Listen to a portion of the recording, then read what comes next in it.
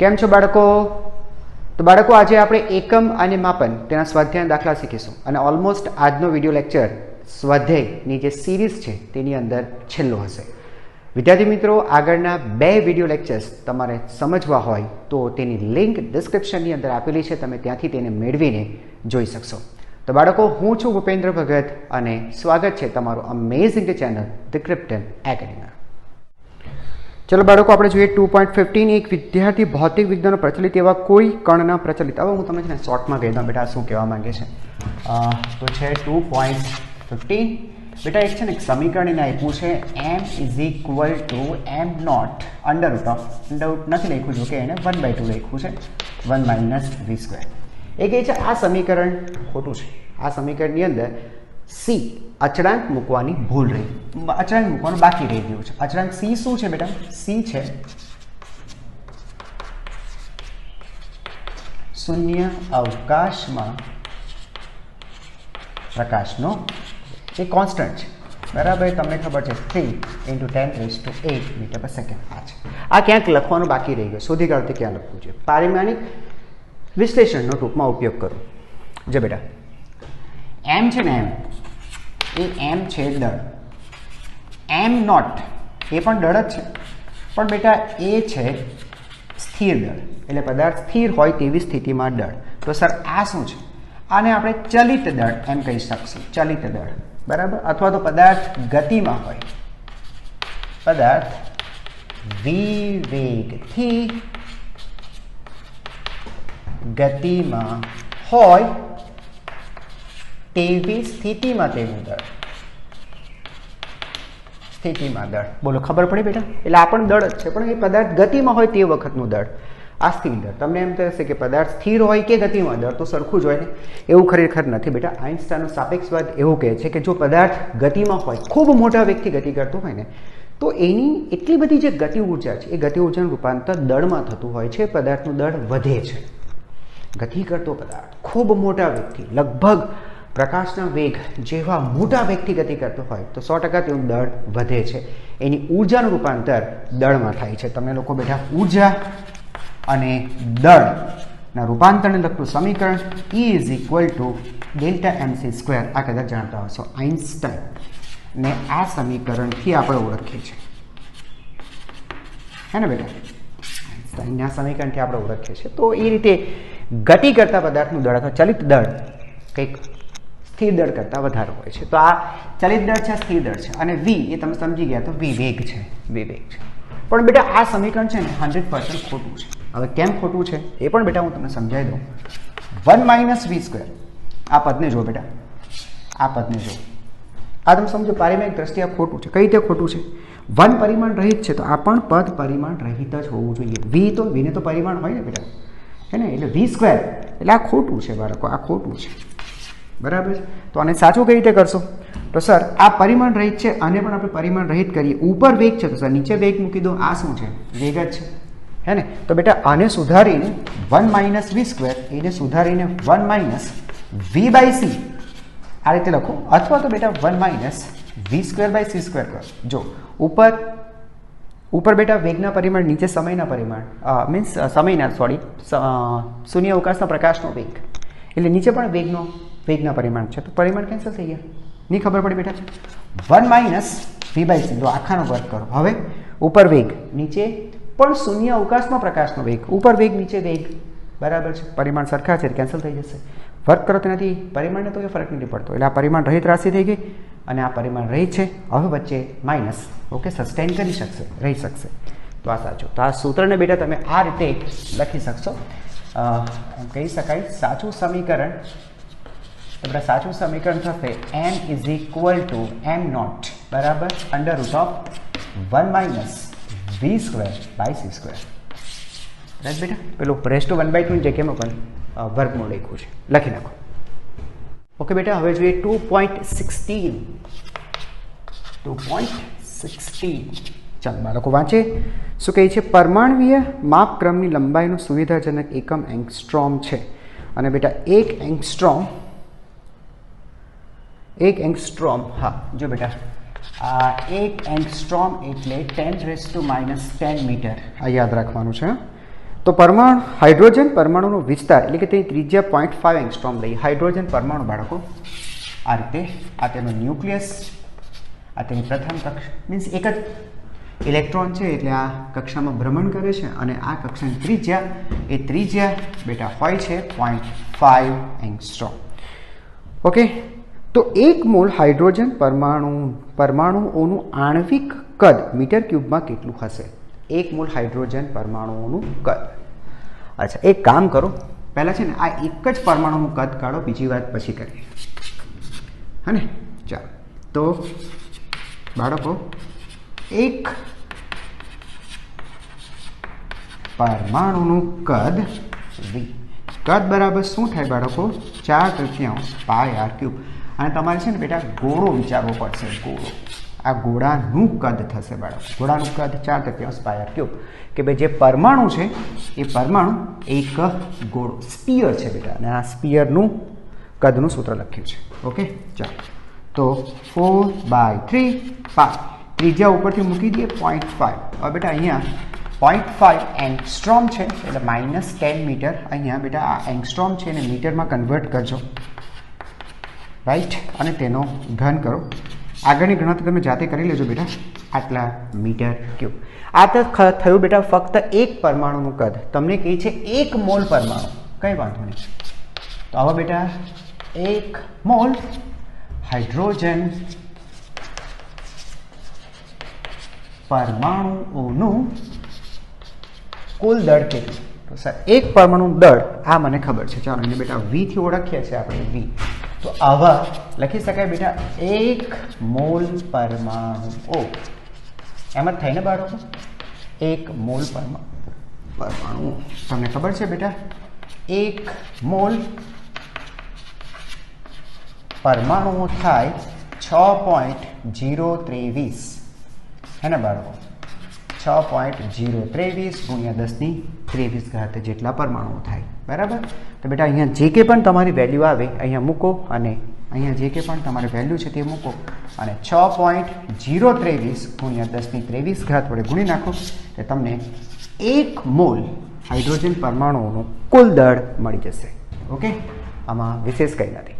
હા, થોડીક આ વસ્તુ ખબર પડી છે કે ભાઈ 1 મોલ એટલે કેટલા થાય ખબર છે ને બેટા? આને એવોગ્રેડો અંક કહેવાય, હે ને? એવોગ્રેડો અંક, આ તમને બેટા ખ્યાલ હશે આ તો. ઓકે, ચલો બાળકો, હવે આપણે જોઈએ 2.18. જો બાળકો શું કહે છે?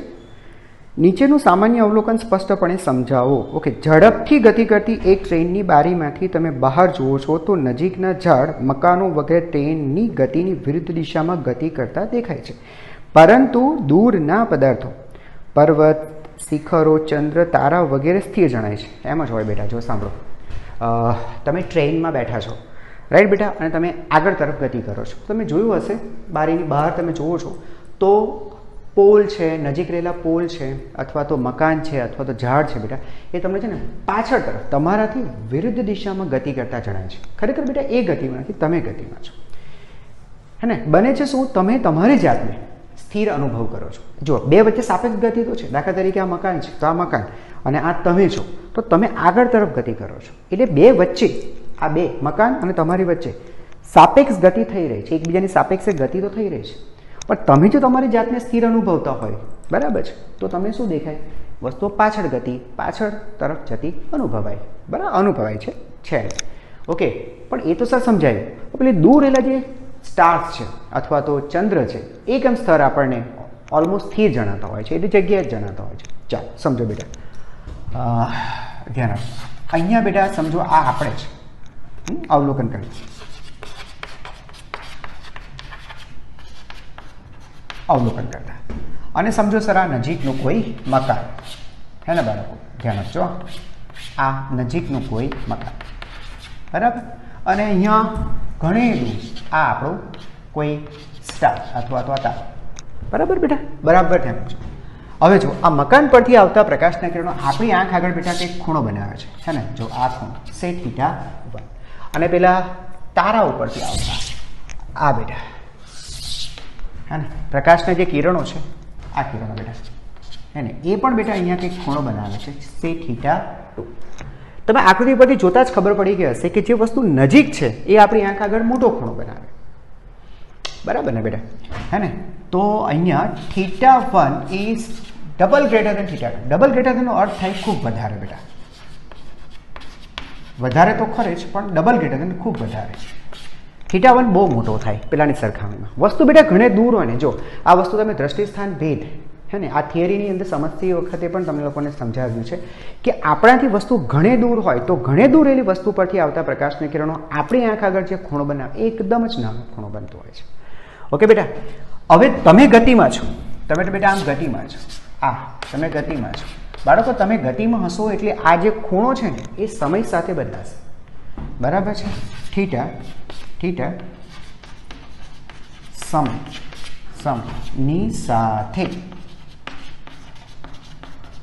સમયની સાથે બદલાય છે.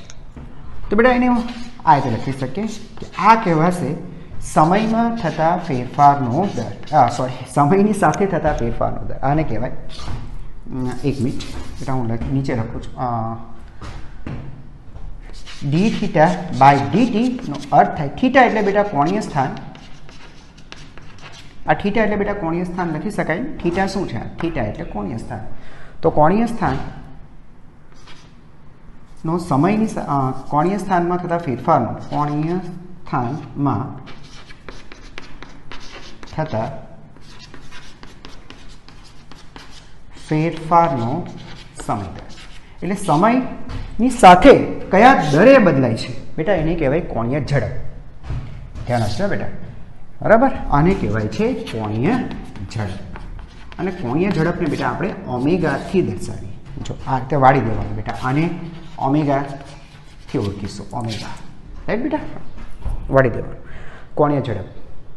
ઓકે, જેમ સ્થાનાંતર ભાગ્યા સમય, બરાબર, એટલે સ્થાનાંતર સમય સાથે સ્થાનાંતરના બદલાવાનો સમય દર એને આપણે વેગ કહીએ, તેમાં કોણીય સ્થાન, કારણ કે બેટા સીધી વસ્તુ છે, તમે ગતિ કરતા હશો તો પેલું જે વસ્તુ પરથી આવતા પ્રકાશની કિરણ જે ખૂણો બનાવે છે એ ખૂણો પણ બદલાશે, રાઈટ છે બેટા? યસ. તો ખૂણો એટલે કે કોણીય સ્થાન સમય સાથે બદલાય છે, તો કોણીય સ્થાનમાં થતા ફેરફારનો સમય દર એને આપણે કોણીય ઝડપ કહીશું. તો બેટા હવે આપણે જોયું કે θ1 ઇઝ આ જો બેટા એને ખાલી કોપી જ કર્યું છે, θ1 ઇઝ ડબલ ગ્રેટર દેન θ2. આ સમયની સાપેક્ષે બેટા બંને બાજુ મેં વિકલન કર્યું છે, હે ને. જો આ તમને ખ્યાલ હશે થોડું વિકલન જો તમે જાણતા હશો તો, હે ને. તો બેટા અહીંયા થશે ω1 ઇઝ ડબલ ગ્રેટર દેન ω2. આવું થયું બેટા, હે ને.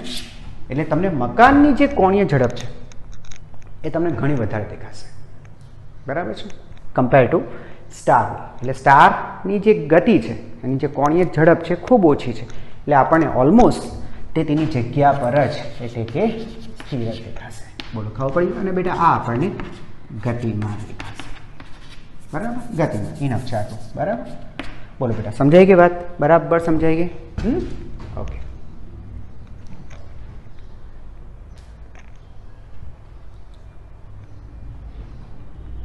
ટૂંકમાં બેટા શું થશે, અહીંયા θ1 એ સમય સાથે ઝડપથી બદલાય છે, જ્યારે θ2 એ સમય સાથે ધીમેથી અથવા ખૂબ જ ધીમેથી બદલાય છે, એમ કહી શકાય. બસ, બીજું કંઈ નથી. ચલો બેટા હવે જોઈએ 2.19.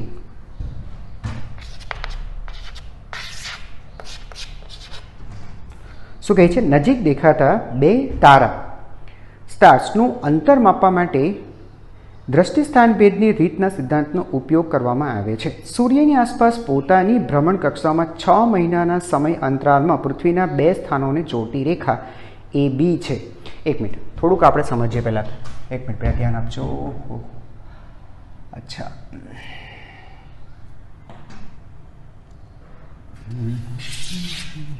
ચાલો બેટા, માનો કે બેટા અહીંયા છે સૂર્ય, બરાબર, અને પૃથ્વી બેટા અહીંયા છે, અર્થ બેટા અહીંયા છે, આ છે અર્થ, બરાબર. 6 મહિનાના સમયગાળામાં તમે સમજો છો કે આ પૃથ્વીની બેટા વર્તુળાકાર કક્ષા, હે ને, આને, બરાબર, વર્તુળાકાર કક્ષા. એકચ્યુઅલી બેટા તેની કક્ષા સંપૂર્ણ વર્તુળાકાર નથી પણ ઇલિપ્ટિકલ છે, બરાબર, લંબવૃત્તીય છે. આપણે આગળ જતાં ભણશું, બરાબર. તમે જો માનતા હોય કે પરફેક્ટ આ રીતે અહીંયા સૂર્ય હોય અને સંપૂર્ણ વર્તુળાકાર માર્ગ પર ગતિ કરતું હોય તો આ વસ્તુ ખોટી છે બેટા. હું તને ભણાવીશ. તે આમ ગતિ કરે છે, લંબ વૃત્તીય માર્ગ પર ગતિ કરે છે, જેના કોઈ એક કેન્દ્ર પર આઈધર અહીંયા અથવા તો અહીંયા સૂર્ય હોય. આ રીતે બેટા પૃથ્વી ભ્રમણ કરે છે. આમ પૃથ્વી ભ્રમણ કરે છે. ઓકે, આ બધી વસ્તુ બેટા આગળ જતાં આપણે શીખશું. અત્યારે બેટા તમે સરળતા ખાતર માની લો કે ભાઈ સંપૂર્ણ વર્તુળાકાર માર્ગ પર જ ગતિ કરે છે. ઓકે, કારણ કે એનાથી કંઈ બહુ વધારે ફરક નથી પડવાનો. ચાલો, ફાઇન. જો બાળકો, હવે પૃથ્વી અત્યારે બેટા અહીંયા હોય, સાંભળજો બેટા, અહીંયા છે અર્થ. તો 6 મહિના પછી તમે સમજો છો અહીંયા છે, કારણ કે 1 વર્ષના અંતે ફરીથી પાછળ પોતાની મૂળ જગ્યાએ આવી જવી જોઈએ. તો અહીંયા પહોંચી હશે બેટા 6 મહિના બાદ. તો આ સ્થાનને આપણે E1 કહીએ, આ પૃથ્વીનું સ્થાન E2. બરાબર. હવે વાંચો. તો 6 મહિનાના અંતરાલ સમયમાં પૃથ્વીના 2 સ્થાનોને જોડતી રેખા AB, એટલે કે તો આપણે બેટા એને કીધું એ પ્રમાણે નામ આપી દઈએ. આ A, આ B. રાઈટ બેટા, AB. અચ્છા, હવે શું કહે છે? એટલે કે આધાર રેખા પૃથ્વીની કક્ષાના વ્યાસ. બરાબર ને બેટા? તો આ જે છે એને આધાર રેખા કીધું એને. બરાબર, એને B થી ઓળખાયું અને બીની વેલ્યુ બેટા એને આપેલી છે 3 × 10⁻11 મીટર. બરાબર, આ રીતના કહી દીધું છે. લગભગ છે. બરાબર, આ ફિક્સ નથી બેટા કે આટલી જ હોય. બરાબર, નિયર અબાઉટ ડિસ્ટન્સ આપેલું છે. જો કે નજીક રહેલા 2 તારા એટલા દૂર છે કે આટલી લાંબી આધાર રેખા હોવા છતાં તેઓ 1 ડિગ્રી જેટલો ચાંપનો દ્રષ્ટિ સ્થાન ભેદ દર્શાવે છે. હવે બેટા સ્ટાર્સ છે ને એ સમજો કે અહીંયા છે. બરાબર, આ જગ્યાએ પેલા 2 સ્ટાર છે ને બેટા એકબીજાને ખૂબ જ પાસે છે. હા, સાંભળજો. તો હવે આપણે બેટા અહીંયાથી આ સ્ટાર ને જોઈએ આપણે અહીંયાથી, અને 6 મહિના પછી અહીંયાથી. એટલે એ અહીંયા કહે છે કે એક ખૂણો બનાવે છે. બરાબર, ચાલો એક કામ કરી આને પણ જોડી દઈએ આપણે. સમજાય છે? ઓકે, તો આટલું જે અંતર છે ને બેટા, ચાલો આને આપણે કહીએ OA. તો આટલું જે અંતર છે ને, આ અંતર ધ્યાન આપજો બેટા જરા. આ જે અંતર છે ને, આ અંતર એ છે સૂર્ય. આ સૂર્ય અને પૃથ્વી વચ્ચેનું અંતર. એટલે આ આધાર કરતાં આ B/2 એના કરતાં બરાબર અડધું અંતર બેટા. આ અડધું અંતર સમજાય છે? સૂર્ય અને પૃથ્વી વચ્ચેનું અંતર એ છે બેટા 1 એસ્ટ્રોનોમિકલ યુનિટ. 1 AU. આ બધું યાદ રાખવું પડશે. 1 AU. 1 AU બેટા સૂર્ય અને પૃથ્વી વચ્ચેનું અંતર. બરાબર, એને કહેવાય છે એક એસ્ટ્રોનોમિકલ અંતર. એક એસ્ટ્રોનોમિકલ અંતર. રાઈટ બેટા, સમજાય છે? અને એની વેલ્યુ કેટલી હશે? બરાબર, લગભગ B/2. એટલે આના અડધા કરી દો. બરાબર, એટલે કહી શકશો તમે 1.5 હે ને બેટા, અડધા કરીએ આટલું. અને એક એસ્ટ્રોનોમિકલ યુનિટ કહેવાય. બરાબર. હવે બેટા આ જે એસ્ટ્રોનોમિકલ યુનિટ છે ને એ અહીંયા જે ખૂણો બનાવે છે, આ જે ખૂણો સે એને થીટા કહીએ બેટા. આપણે થીટા કહીએ. તો થીટા જે ખરું એ છે બેટા 1 સેકન્ડ. બરાબર છે? તો આપણને કહે છે કે ભાઈ આ પૃથ્વી અને જે સ્ટાર છે એમની વચ્ચેનું જે અંતર છે D એ નક્કી કરો. બેટા D ને કહેવામાં આવે છે 1 પાર્સેક. યાદ રાખવું પડશે બેટા તમારે. PC એને સંકેત છે અને એને પાર્સેક કહેશું. તો સર પાર્સેકની ડેફિનેશન શું બનાવી શકાય? પાર્સેક શું છે? તો બેટા પાર્સેક એક એવું અંતર છે કે જે અંતર માટે, જો સાંભળ, જે અંતર માટે એક એસ્ટ્રોનોમિકલ અંતર 1 સેકન્ડ જેટલો ખૂણો બનાવે. સર ઓછી ખબર પડી. ઓકે બેટા, હું તમને સમજાવું. બરાબર, ધ્યાન આપજો. અહીંયા ધ્યાન આપજો બેટા. આ છે સૂર્ય, આ છે પૃથ્વી. આ સૂર્ય અને આ છે પૃથ્વી. આ અંતર કેટલું? 1 AU હે ને બેટા? ત્યાં શીખવાડે તમને 1 AU. ઓકે, તો જે અંતર માટે અહીંયા લઈ લો બેટા. બરાબર, હવે જો બેટા આ જે અંતર છે, અંતર D. તો જે અંતર માટે એક એસ્ટ્રોનોમિકલ યુનિટ, જો બેટા જે અંતર, આ અંતર D, જે અંતર માટે એક એસ્ટ્રોનોમિકલ યુનિટ 1 સેકન્ડ જેટલો ખૂણો બનાવે છે. 1 સેકન્ડ બરાબર જેટલો ખૂણો બનાવે છે. શું છે બેટા? જે અંતર માટે 1 AU ડિસ્ટન્સ એટલે એક એસ્ટ્રોનોમિકલ અંતર 1 સેકન્ડ જેટલો જ ખૂણો બનાવે છે. સમજાય છે? તે અંતરને કહેવાય છે 1 પાર્સેક. બેટા આ છે 1 પાર્સેક. બોલો સમજ પડી ગઈ બેટા? અચ્છા, તો તમે લોકોને એ જ પૂછ્યું છે કે ભાઈ આ પાર્સેક કેટલું હોતું હશે, બરાબર? એ જ તમારે શોધવાનું છે, રાઈટ? ચાલો સોલ્વ કરીએ બેટા. અચ્છા, આ થીટા છે બેટા, એટલે આખો ખૂણો 2 થીટા કહી શકાશે. આખો ખૂણો બેટા 2 થીટા કહી શકાશે, રાઈટ છે? ઓકે, બરાબર. આ 2 થીટા બેટા છે ને, એ પણ 2 થીટા એટલે બેટા 1 સેકન્ડ છે, તો ઇન્ટુ 2 એટલે 2 સેકન્ડ થાય. 2 સેકન્ડ બહુ નાનો ખૂણો કહેવાય, રાઈટ છે ને બેટા? તો આ જે 2 થીટા છે એ બહુ નાનો ખૂણો કહેવાય છે, હે ને? તો ખૂબ નાના ખૂણા માટે ખૂણાની રેડિયન વ્યાખ્યાનો ઉપયોગ કરીએ બેટા. ખૂણાની રેડિયન વ્યાખ્યા મુજબ તમને ખબર બેટા, ખૂણો બરાબર ચાપ ભાગ્યા ત્રિજ્યા, હે ને? તો લખી શકાય અહીંયા ખૂણો એટલે બેટા 2 થીટા. આ 2 થીટા તમારે બેટા આ જોવાનું છે. એક મિનિટ તમને હું હાઇલાઇટ કરી આપું, બરાબર ધ્યાનથી જોજો બાળકો. આ જોવાનું, અને આ બેટા થઈ જશે ચાપ. આ ચાપ, બરાબર.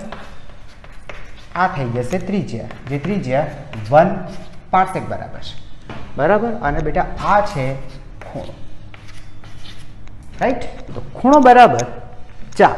ચાપ એટલે બેટા આખો બેઝ, આધાર, ચાપ ભાગ્યા ત્રિજ્યા. ત્રિજ્યા એટલે બેટા 1 પાર્સેક, બરાબર. આમાંથી બેટા 1 પાર્સેકને કરતા બનાવી દો એટલે તમારો આન્સર.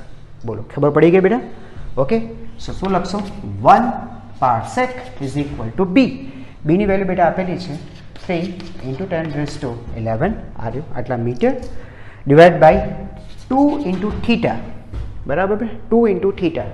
અચ્છા બેટા, હવે જ્યાં સુધી વાત થીટાની છે ને, થીટા બેટા એને કીધું છે 1 સેકન્ડ, હે ને બેટા?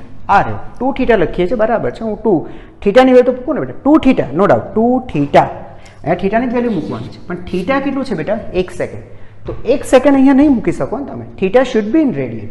આજે ખરો બેટા એ રેડિયનમાં જ તમારે મૂકવાનું છે. તો એ રેડિયન વેલ્યુ કેટલી?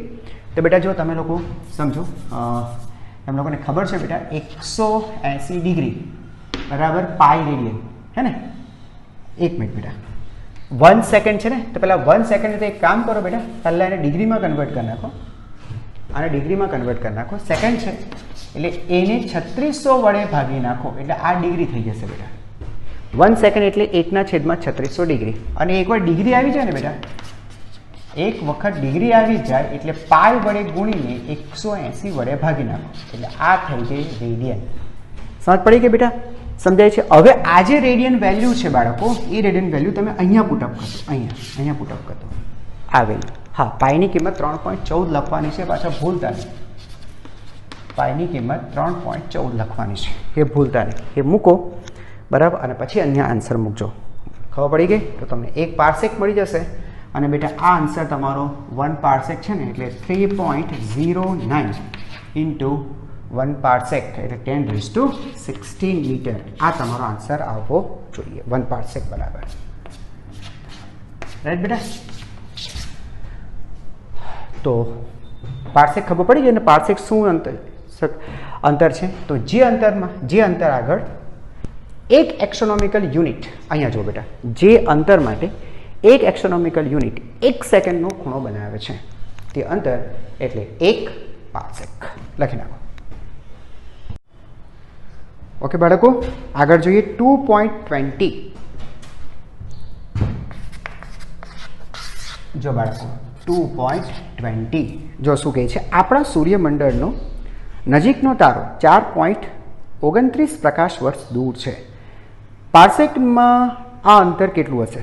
પહેલાં બેટા આટલું શોધી કાઢીએ આપણે, પછી બીજી વાત. આપણા સૂર્યમંડળનો સૌથી નજીકનો તારો, બરાબર છે બેટા? એ છે આલ્ફા સેનેટોરી, હે ને? સૂર્યમંડળનો સૌથી નજીકનો જે સ્ટાર છે એનું નામ છે આલ્ફા સેનેટરી. તો બેટા એક આપણાથી કેટલા દૂર છે? તો ડિસ્ટન્સ લખી દઉં છું. એનું જે ડિસ્ટન્સ છે એ 4.26 નહીં, 4.29 પ્રકાશ વર્ષ. તો સાહેબને પ્રોબ્લેમ શું છે? એક એ છે આ જે કંઈ પણ અંતર છે એ અંતરને બેટા મીટરમાં લાવો. આગળની વાત આપણે પછી કરીએ બેટા. આ અંતરને મીટરમાં લાવો. તો પ્રકાશ વર્ષના મીટર કરી નાખીએ બેટા, બીજું તો શું કરવાનું છે, હે ને? પ્રકાશ વર્ષ એ જ છે ને? એક જ મિનિટ. હા, શું કહે છે?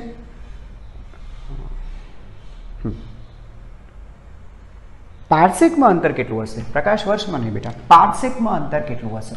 એટલે પ્રકાશ વર્ષથી તમારે જવાનું છે પારસેક પર. તો બેટા આપણે પહેલાં છે ને પ્રકાશ વર્ષની વેલ્યુ લખીએ. એક પ્રકાશ વર્ષ બેટા અંતરનો એકમ છે. પ્રકાશ વર્ષ કોને કહેવાય બેટા? શૂન્ય અવકાશમાં પ્રકાશે 1 વર્ષમાં કાપેલું અંતર પ્રકાશ વર્ષ. લખી દઉં.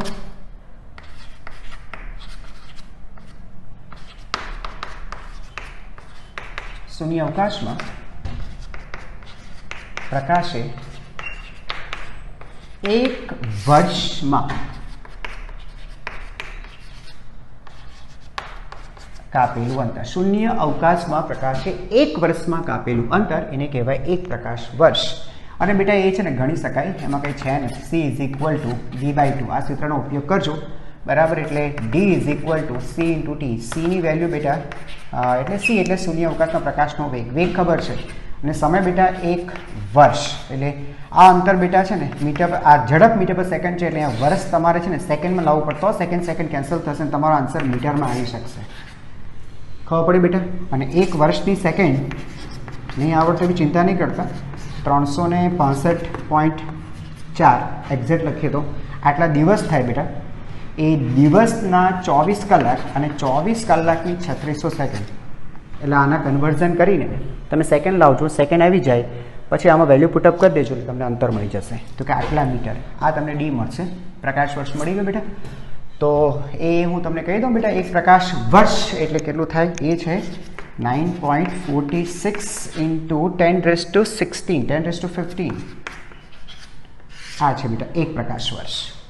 બરાબર, એક પ્રકાશ વર્ષ. યાદ રાખી શકતા હોય તો બહુ સારું બેટા, ગણતરીમાં પડવું નથી આપણે.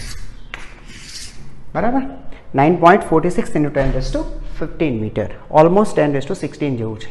ચાલો, બરાબર. તો બેટા અહીંયા આપણે પ્રકાશ વર્ષના મીટર કરી નાખ્યા. બરાબર, લખીએ પણ નાખીએ ને. Therefore d = 4.29 પ્રકાશ વર્ષ. તો પ્રકાશ વર્ષ કાઢીને બેટા લખી શકાશે, પ્રકાશ વર્ષ કાઢીને લખી શકાશે 9.46 × 10⁻15 મીટર. તો આ બેટા આ છે ને આપણે પ્રકાશ વર્ષમાંથી મીટરમાં જતા રહ્યા. હવે બેટા આપણે છે ને મીટરના બનાવીશું પારસેક. તો પહેલાં એના માટે તમારે ખબર હોવી જોઈએ 1 પારસેક is equal to 3.09 × 10⁻16 મીટર. અત્યારે બેટા આગળના દાખલામાં આપણે જોયું, બરાબર છે.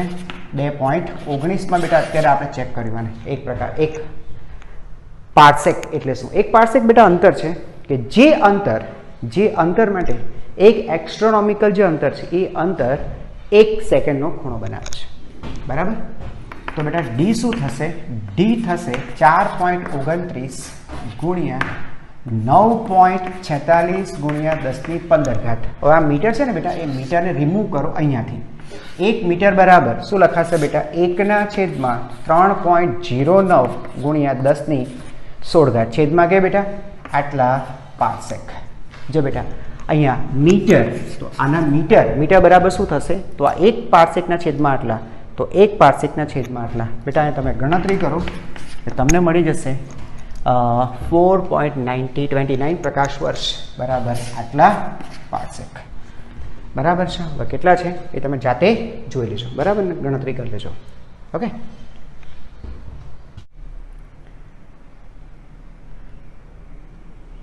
ચાલો બાળકો, હવે એની અંદર જ આગળ છે. દાખલો પૂરો નથી થઈ ગયો. તો કહે છે સૂર્યની આસપાસ પોતાની ભ્રમણ કક્ષામાં 6 મહિનામાં સમય અંતરાલે પૃથ્વીના 2 સ્થાન. એ તો આગળ જોયું તે પ્રમાણે જ થયું ને બાળકો. જો અહીંયા છે સૂર્ય, પૃથ્વી અહીંયા હોય, એ આગળ હોય, 6 મહિના પછી બરાબર વ્યાસાંતે બી આગળ હશે. બરાબર, આને આપણે બેઝ તરીકે અત્યારે ઓળખતા હતા, હે ને, બેઝ અંતર. રાઈટ, કર્યું બેટા 3 × 10⁻11 મીટર આપણે હતું. પણ હવે શું કહે છે બેટા? તો આ 2 સ્થાનો પરથી આ તારા એટલે કે આલ્ફા સેનેટરીને જોવામાં આવે છે. તો તે કેટલો દ્રષ્ટિ સ્થાનભેદ કોણ બનાવશે? કેટલો દ્રષ્ટિ સ્થાનભેદ કોણ બનાવશે? સમજો બેટા, અહીંયા જે સ્ટાર છે, બરાબર છે, આ જે આલ્ફા જે સ્ટાર છે બેટા, એ આલ્ફા સ્ટાર આગળ બેટા અહીંયા કંઈક ખૂણો બનતો હશે. તમને કહે છે ખૂણો તે નક્કી કરો. તો બેટા આ બેઝ બરાબર છે. અચ્છા, હવે તમને છે ને આ અંતર બેટા તમને કહી દીધું છે. એ અંતર એને બેટા કીધું હતું 4.29 પાસ પ્રકાશ વર્ષ કીધું હતું ને બેટા, બરાબર. એ પ્રકાશ વર્ષને કાઢીને આપણે જો બેટા આ પ્રકાશ વર્ષ કાઢી નાખજો. જે કે પણ તમારે ગણતરી કરવામાં આવે મીટરમાં કન્વર્ટ કરી દેજો. આગળ આપણે ત્યાં લખેલું હતું એટલે પ્રકાશ વર્ષ કાઢી નાખજો અને મીટરમાં લાવજો. પાર્સેકમાં નહીં બેટા, મીટરમાં લાવજો. આ મીટરમાં જરૂરી છે. તો પ્રકાશ વર્ષને કાઢીને બેટા પહેલાં મીટરમાં કન્વર્ટ કરી લેજો. હવે આની વાત કરીએ તો બી બેટા આગળ આપણે જોઈ લીધું એ લગભગ 3 × 10⁻16 3 × 10⁻11 મીટર. યસ, આ કઈ છે બેટા 3 × 10⁻11 મીટર, બરાબર. આ બી આગળના સમમાં આપણે જોયું. હવે બેટા તમારી પાસે આ ખૂણો બહુ નાનો છે એટલે બેટા આ શું બનવાની છે? ચાપ, બરાબર. આ ખૂણો અને આ જે છે બેટા એ ત્રિજ્યા થશે. બસ તો ખૂણાની રેડિયન વ્યાખ્યાનો ઉપયોગ કરી લો કે થીટા બરાબર બરાબર ચાપ ભાગ્યા આ ત્રિજ્યા, બરાબર. તો બસ તો અહીંયા બીજું કંઈ છે નહીં. ડીની વેલ્યુ બેટા અહીંયાથી પુટઅપ કરી લેજો 3.11 મીટર. અને અહીંયા જે કંઈ પણ આ વેલ્યુ જે પણ આવે બેટા ડી એની વેલ્યુ અહીંયા પુટઅપ કરો, થીટા મળી જશે તમને. હા, એક વસ્તુ તમને જે પણ થીટા મળશે એ બેટા થીટા રેડિયનમાં મળશે કરી શકો. તમે લોકો જાણો છો બેટા કે પાઈ રેડિયન એટલે 180 ડિગ્રી થાય એટલે તમને 1 રેડિયનની વેલ્યુ મળી જશે 180/પાઈ ડિગ્રી. હા ભાઈ, તમે દાખલા તરીકે બેટા આ તમારી પાસે જે ડિગ્રી છે એ ડિગ્રીને તમે 60 ગુણી નાખો, બરાબર, તો મિનિટ થશે, બરાબર. તો મિનિટ થશે, રાઈટ. અને ઓર એક 60 ગુણો તો આ બધું સેકન્ડમાં જતું રહેશે. એટલે 1 રેડિયન બરાબર આટલા સેકન્ડ. તો રેડિયનને કાઢીને આ રેડિયનની વેલ્યુ બેટા આ છે ને આ રેડિયનની વેલ્યુ એ કાઢીને તમે આટલા ગુણી નાખશો તો તમારો આન્સર સેકન્ડમાં પણ જતો રહેશે. હા, પાઈની કિંમત બેટા 3.14 લખવાનું ભૂલતા નહીં. સમજાઈ ગયું? ઓકે, લખી નાખો. ચાલો બાળકો, હવે જોઈએ 2.21. જો બેટા 2.21 એક આવું કહેવા માંગે છે કે ભૌતિક વિજ્ઞાનની અંદર રાશિઓના માપનમાં સચોટતા ખૂબ જ જરૂરી છે, ઇમ્પોર્ટન્ટ છે. સીધી વસ્તુ છે બેટા, કોઈ પણ રાશિનું તમે માપન કરો છો તો માપનની અંદર એક્યુરેસી તો પરફેક્ટ હોવી જ જોઈએ, બરાબર. કઈ રીતે? જો તમને ઘણા બધા એક્ઝામ્પલ દ્વારા વસ્તુ સમજાવી શકાય. દાખલા તરીકે સમયના માપનની વાત કરીએ તો કોઈ એક સેટેલાઇટ છે કે જે તમે પૃથ્વીની કોઈ કક્ષામાં, બરાબર છે, તમે એને તરતો મૂકવા માંગો છો, ત્યાં એસ્ટેબ્લિશ કરવા માંગો છો, તો તમે અહીંયાથી રોકેટ થ્રુ તમે એને લોન્ચ કરો છો, લઈ જાઓ છો, બરાબર. તો રોકેટ લોન્ચિંગ માટે તમે શું છે એક ક્ષણની આપણે એમ કહીએ કે માઇક્રો સેકન્ડ સુધી બેટા તેની ગતિવિધિનો બેટા આપણે અભ્યાસ કરતા હોઈએ છીએ, બરાબર. એટલી એક્યુરેસી જોઈએ એની અંદર, બરાબર. તો શું લખ્યું બેટા?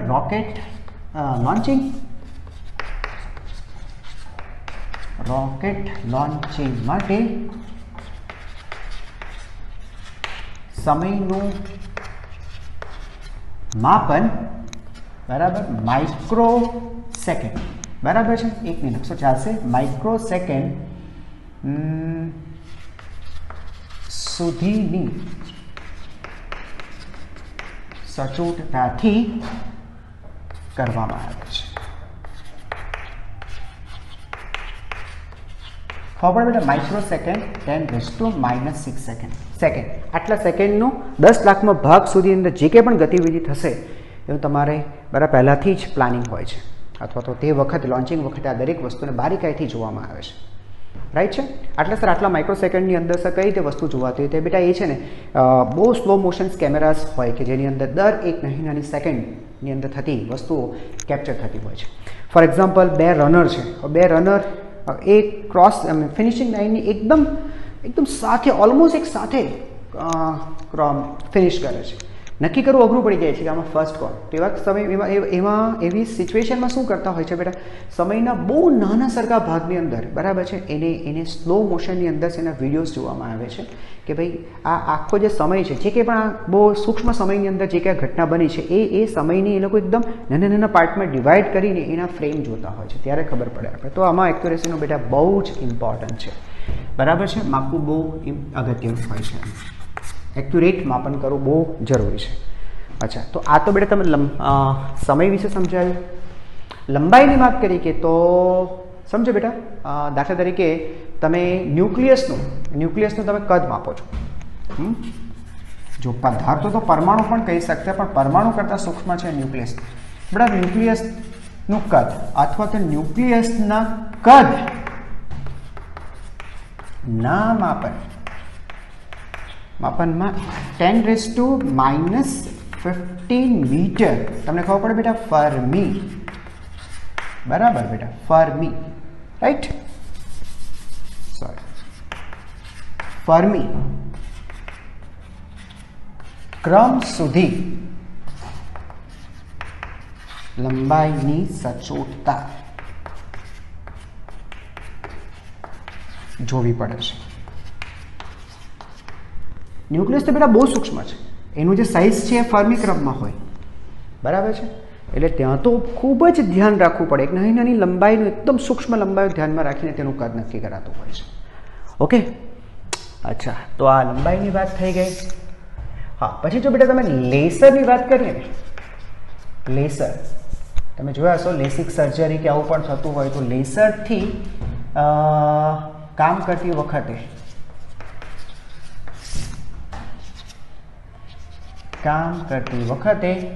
10⁻10 મીટર એટલે કે એંગસ્ટ્રોમ,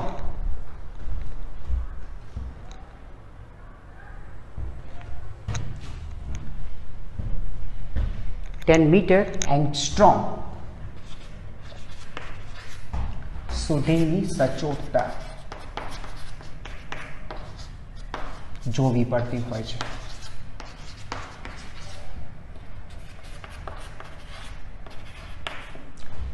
બરાબર, લેસિક સર્જરી કે આવું તેવું થતું હોય બેટા, તો ત્યારે શું છે કે જરાક પણ જો લેસર આગળ જતું રહે તો કદાચ એવું બને કે કોઈ પર્ટિક્યુલર કોઈ ઇમ્પોર્ટન્ટ પાર્ટ હોય આઈનો, બરાબર છે, એ ડેમેજ થઈ જાય.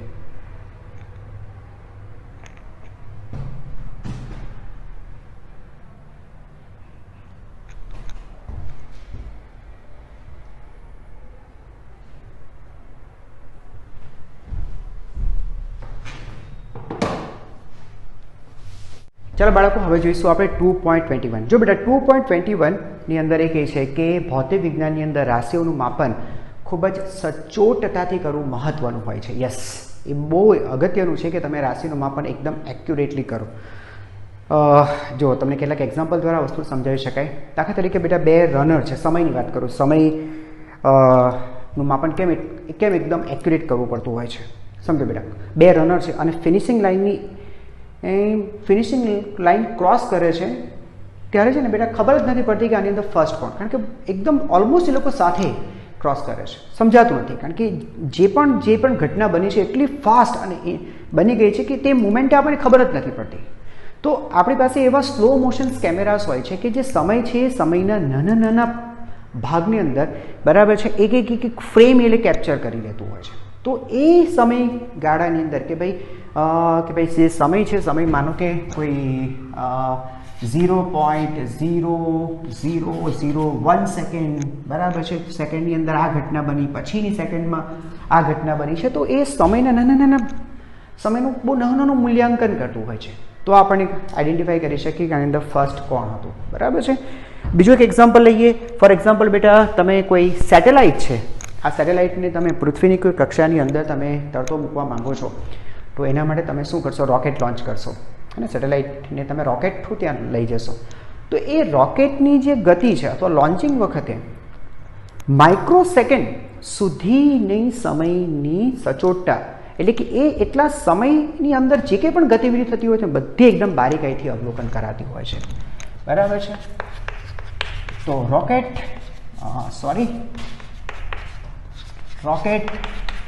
લોન્ચિંગ સમયનું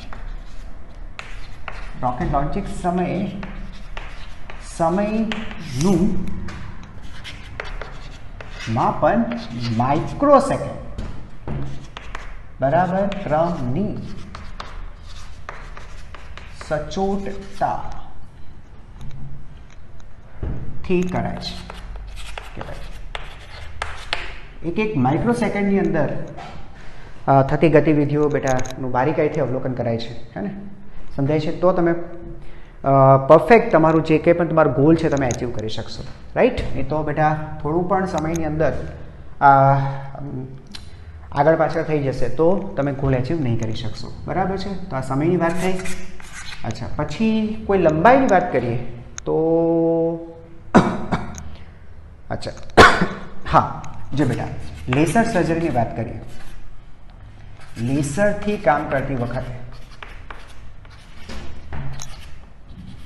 કરતી વખતે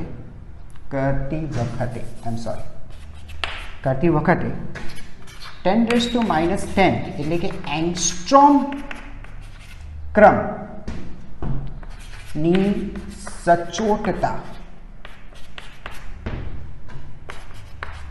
લેવી જરૂરી બને છે.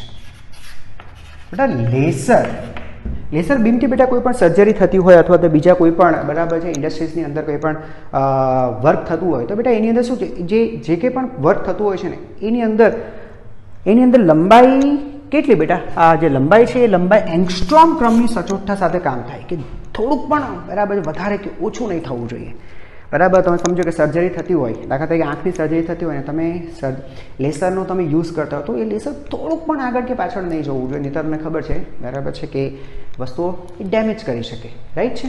તો બહુ એક્યુરેટ રહેવું પડતું હોય છે એની અંદર.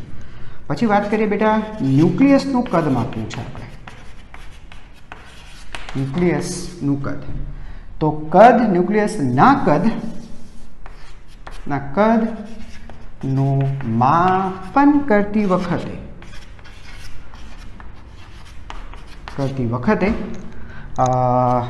10⁻15 એટલે કે ફર્મી ક્રમની સચોટતા જોવી પડે છે. બેટા ન્યુક્લિયસ છે ને ખૂબ જ સૂક્ષ્મ ભાગ, ખૂબ જ સૂક્ષ્મ જગ્યા છે. હવે તેની અંદર તમારે એંગસ્ટ્રોમ, કારણ કે એની સાઇઝ જ બેટા ફર્મી ક્રમમાં છે, સોરી એંગસ્ટ્રોમ નહીં, ફર્મી ક્રમમાં સાઇઝ છે, તો તમારે એટલું એક્યુરેટ લઈને તેનું કદ કાઢવું પડે છે, રાઈટ. તો બેટા અહીંયા સમયની વાત થઈ, અહીંયા આપણે બેટા સમયની વાત કરી હતી, બરાબર છે. સમય પછી બેટા આની અંદર આ બે એક્ઝામ્પલની અંદર આપણે લંબાઈની વાત કરી. હવે દળની પણ એકાદ એક્ઝામ્પલ દળનું પણ લઈએ. હા, જો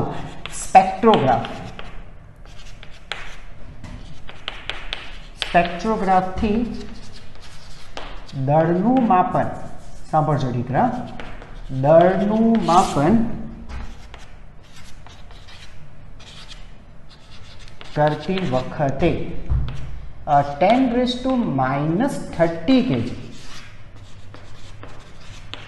સુધીની સચોટતા લેવાય છે અથવા તો એક્યુરેસી લેવાય છે,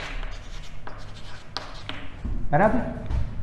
સ્પેક્ટ્રોમીટર બેટા અણુ કે પરમાણુનું દળ માપે છે અને તમને ખબર છે તો એ તો કેટલા સૂક્ષ્મ હોય, બરાબર છે. તો સ્પેક્ટ્રોગ્રાફથી દળનું માપન કરે બેટા આટલી ચોકસાઈ સાથે એનું માપન કરાય છે. તો ફિઝિક્સની અંદર બેટા એક્યુરેસી એનું બહુ ઇમ્પોર્ટન્ટ છે, ઠીક છે. ચાલો લખી નાખો. ચાલો બાળકો, હવે આપણે જોઈએ 2.22. હવે ઠીક બેટા, હવે આગળ છે ને આગળના એક્ઝામ્પલમાં આપણે શું છે, આગળના એક્ઝામ્પલમાં બેટા આપણે એક્યુરેસી વિશે જોયું કે ના એક્યુરેટલી તમારે રાશિનું માપન કરવું જોઈએ. તો ઘણી વખત શું હોય બેટા, એસ્ટિમેશન પણ કામ આવે છે, એટલે કે અંદાજ પણ જરૂરી બને કે ભાઈ અંદાજિત વેલ્યુ કેટલી છે એટલું પણ પૂરતું હોય છે, સમજાય છે. તો અંદાજ કઈ રીતે લઈ શકાય, બસ એ સમજાવવાનો પ્રયત્ન કર્યો છે. તો ફટાફટ બેટા જોઈએ. વર્ષા ઋતુના સમયમાં ભારત ઉપર છવાયેલા વરસાદી વાદળોનું કુલ દળ, બરાબર છે. હવે જો બેટા સમજવાનો પ્રયત્ન કરો 2.22 કે ભાઈ ભારતની ઉપર જે જે વાદળ છવાયેલા છે તેનું દળ કેટલું. હવે આપણે એ દળ તો યાર કેવી રીતે મેળવી શકીએ, જો સાંભળો બેટા, સમજો કે આ છે ને આ આપણું ઇન્ડિયાનું મેપ છે, બરાબર છે. ખાલી માની લો, હા બરાબર છે. ચાલો, તો આટલું છે ને બેટા આ ટોટલ આપણું ક્ષેત્રફળ છે. આની આ વાદળ કે જે ભારતની ઉપર આ રીતનું રહ્યું છે, બરાબર સમજાય છે. તો બેટા તમારે એને શું એક આ રીતે છે ને તમે એને એક આ રીતે એક ડીશ જેવું વિચારી લો, આ રીતે એક, બરાબર, એનું ક્ષેત્રફળ અને આ જે જાડાઈ જે ખરી ને બેટા, આ તમને ખબર પડશે બેટા. હું શું કહું છું, જે જે આપણું જે કન્ટ્રી છે, જે ભારત છે બેટા, તો ભારતની ઉપર છે ને કમ્પ્લીટલી આખાની ઉપર સમજો કે આ રીતે વાદળ છે, બરાબર છે. હવે એ વાદળનું ક્ષેત્રફળ આપણે કેટલું લેવાનું, જેટલું આપણું ભારતનું જેટલું ક્ષેત્રફળ છે તે. અને તે બી તમને કહી દઉં કે અંદાજિત ક્ષેત્રફળ છે 3.3 મેગા કિલોમીટર સ્ક્વેર, બરાબર, મેગા કિલોમીટર સ્ક્વેર આ છે બેટા, રાઈટ, મેગા કિલોમીટર સ્ક્વેર આ આપણું ક્ષેત્રફળ છે આખા ઇન્ડિયાનું, આખા ભારતનું કુલ ક્ષેત્રફળ. હવે એ આખું જે ક્ષેત્રફળ છે, ક્ષેત્રફળ વાદળથી ઢંકાઈ ગયું છે. અને વાદળની જાડાઈ બેટા એને તમે h લઈ લો, જાડાઈ h ના એ છે ને બેટા લગભગ 1 મીટર જેટલું હોય, 100 સેન્ટીમીટર અથવા તો 1 મીટર, આટલું 1 મીટર જાડાઈનું, આટલું બેટા 1 મીટર જાડાઈનું તમે લેયર બનાવો. તમને ખબર પડી બેટા હું શું કહેવા માંગુ છું, કે ભારતની ઉપર તમે વાદળ વિચારો, બરાબર છે, એટલે એ આખો ભારતને કવર કરે છે, એટલે એનું ક્ષેત્રફળ તમે ભારતના ક્ષેત્રફળ જેટલું લઈ લેશો. અને જાડાઈ કેટલી રાખશો, 1 મીટર અથવા 100 સેન્ટીમીટર આ જાડાઈ. હવે આનું તમારે દર શોધવું છે તો મળી જાય ને બેટા. તમારે જો આની પાસે ઘનતા ખબર હોય, બરાબર, ઘનતા, તો વાદળ એટલે બેટા પાણી લઈશું, તો પાણીની ઘનતા કેટલી બેટા 1000 kg/m3, પાણીની ઘનતા લઈ લેશું, બરાબર. હવે જ્યાં સુધી વાત બેટા દળની છે, દળ બરાબર ઘનતા ગુણ્યા કદ, સૂત્ર છે બેટા. ઓકે, તો ઘનતા તો આપણે ખબર જ છે, કદની વાત કરીએ તો કદ બેટા લખી શકાય બેટા ક્ષેત્રફળ ગુણ્યા જાડાઈ. આનું કદ કેટલું, આખું ક્ષેત્રફળ ગુણ્યા જાડાઈ, બરાબર. તો ઘનતા 10⁻³ ક્ષેત્રફળ કેટલું બેટા 3.3 મેગા એટલે 10⁶ કિલોમીટર એટલે 10⁻³ મીટર, બરાબર, સમજાય પણ બેટા. અને તેનો વર્ગ, અહીંયા બેટા કિલોમીટર હતું, જો આ કિલોમીટર મેં એને લખ્યું 1000 મીટર અને તેનો વર્ગ. અને ઊંચાઈ બેટા 1 મીટર. બસ આને ગણતરી કરો એટલે તમારો જવાબ 3.3 × 10⁻², અહીંયા થશે 6 અને આ 6 12 અને 6, બરાબર, 12 ને 3 15, બરાબર છે. આટલા કેજી બેટા એનું દળ થશે. સમજાઈ ગયું, લખી રાખો. ચલો બાળકો, હવે જોઈએ બે. એક એ છે હાથીનું દ્રવ્યમાન નક્કી કરો, હાથીનું દળ નક્કી કરો, અંદાજિત દળ, બરાબર છે. તો બેટા અહીંયા છે ને આપણે આર્કિમિડીઝના સિદ્ધાંતનો ઉપયોગ કરશો. તમને ખબર છે કોઈ પણ વસ્તુને તમે પ્રવાહીમાં, પાણીમાં ડૂબાડો છો, બરાબર છે, તો વસ્તુના કદ જેટલા કદનું પ્રવાહી વિસ્થાપિત થાય છે. આ અગત્યનું છે, આર્કિમિડીઝનો સિદ્ધાંત છે બેટા, બરાબર છે, કે વિસ્થાપિત થતા પદાર્થનું કદ અથવા તો આખું જ લખું છે બેટા, પદાર્થને પ્રવાહીમાં ડુબાડતા પદાર્થના કદ જેટલા કદનું પ્રવાહી વિસ્થાપિત થતું હોય છે. ઓકે, વિસ્થાપિત થતું હોય છે, સમજાય છે બેટા. તો આ વસ્તુ આપણને ખબર છે, આર્કિમિડીઝ સિદ્ધાંત છે, આમાં કંઈ નવું કંઈ છે નહીં. હવે બેટા સમજો, દાખલા તરીકે કોઈ એક સીપ છે બેટા, એ સીપ પાણી પર સીધી વસ્તુ, સીપ છે તો પાણી પર તરે છે, બરાબર છે. તો જોજો, સાંભળજો, ટ્રાય કરો ડ્રો કરવાની. ડ્રોઈંગ કંઈ મારું બધું સારું નથી, પણ છતાં બસ હું પ્રયત્ન કરું છું, બરાબર. આ રીતનો બેટા કોઈ સીપ છે, રાઈટ. હવે આ છે ને બેટા એ ડૂબેલો ભાગ છે, આ ડૂબેલા ભાગ ને. તો સીપનો જેટલો ડૂબેલો ભાગ છે ને બેટા, એ ડૂબેલા ભાગનું જેટલું પણ કદ હશે, સમજો આ કદ છે V1, બરાબર. આ V1 શું છે બેટા, ડૂબેલા ભાગનું કદ, બરાબર. તો એટલા જ ભાગનું એ પ્રવાહી વિસ્થાપિત કરશે, આટલા જ ભાગનું એ પ્રવાહી વિસ્થાપિત કરશે, સમજાઈ ગયું, બરાબર.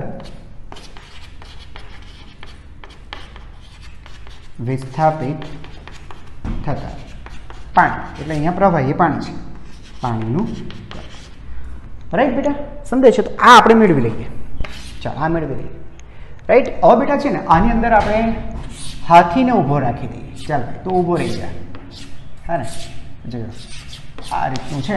અને આની અંદર પેલો બેટા જે હાથી છે એ હાથીને તમે ઊભો રાખી દો છો. હવે રાખો એટલે બેટા સીધી વસ્તુ છે, આ વધારે ડૂબવાનું પહેલાં કરતાં, હાજર હતું તેના કરતાં વધારે અંદર ડૂબશે. એટલે સમજો હવે V2 આપણને ખબર પડી કે ભાઈ આટલું પાણી વિસ્થાપિત કરે છે. તો બેટા તમે સમજો છો કે આપણે V2 એ સીધી વસ્તુ છે ને, V1 કરતાં વધારે જ આવશે કારણ કે અહીંયા ડૂબે છે. તો વિસ્થાપિત થયેલો ભાગ ડૂબે તો એને વિસ્થાપિત થતાં પાણીનું કદ વધવાનું છે. તો V2 is greater than V1, બરાબર. તો આપણે V2 માંથી V1 બાદ કરી નાખીએ, બરાબર. તો બોલો તમને હાથીનું કદ મળી જાય કે નહીં? ના બોલો, હા કે ના? હા ને, મળી જાય ને બેટા, સમજાય છે? કારણ કે આ ખાલી સીપ હતું ને પેલું કીધું સી હાથી વત્તા સી, તો કદમાં જે ડિફરન્સ આવે એ કદ કોનું હશે? હાથીનું કદ હશે. હાથીનો બેટા કદ મળી ગયો આપણને, બરાબર. હવે જો આપણને હાથીની ઘનતા આપણને ખબર હોય, હાથીની ઘનતા આપણને ખબર હોય તો બેટા હાથીનું દળ મળી જશે ને, કે નહીં? હે કે નહીં બેટા? હાથીનું દળ બરાબર ફરીથી ઘનતા ગુણ્યા કદ, સમજાય છે? હાથીનું કદ V, જે ડિફરન્સ લેવાથી મળશે તો એ મળી ગઈ. અને હાથીની ઘનતા જો આપણને ખબર છે તો અહીંયા વેલ્યુ પુટઅપ કરી દઈએ એટલે તમને હાથીનું દળ મળી જશે, બરાબર. વેલ્યુ મૂકવાની કોઈ જરૂર નથી, ખાલી આ તો એક એક્ઝામ્પલ તમને આપ્યું કે આ રીતે તમે હાથીનું દળ તમે અંદાજ મેળવી શકો. આપણે શું વાત થઈ બેટા, ક્યારેક એક્યુરેસી નહીં પરંતુ એસ્ટિમેશન, અંદાજ પણ આપણા માટે પૂરતું હોય છે. તો આ રીતે બેટા અંદાજ મેળવી શકાશે. ક્લિયર છે? ઓકે.